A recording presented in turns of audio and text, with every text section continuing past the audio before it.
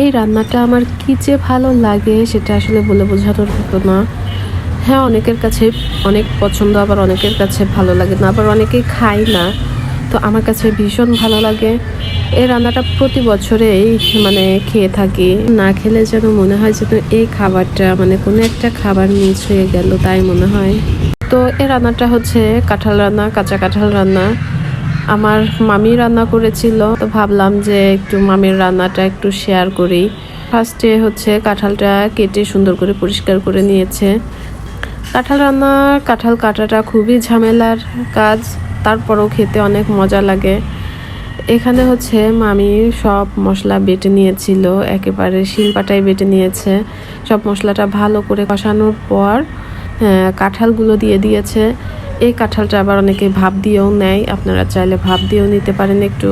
তো আমি ভাপ দিয়ে নাই ওভাবেই দিয়ে দিয়েছিল। তো বেশ সময় নিয়ে কাঁঠালটা রান্না করেছে, একেবারে খড়ির চুলায়, মাটির চুলায় রান্না করেছে। খেতে খুবই মজা হয়েছিল। আপনারা পাটায় বেটে মশলা আর হচ্ছে মাটির চুলায় রান্না আসলেই খুবই ভালো লাগে। তো মামির হাতের কাঁঠাল রান্নাটা খুবই মজা হয়েছিল। তো মজা হয়েছিল ঠিক আছে, মামি আমাকে ছোট্ট একটা বাটিতে দিয়েছিল, যা আমার খেয়ে পরাণ ভরে নাই। তারপরে বাটিতে করে বাসায় নিয়ে আসছিলাম।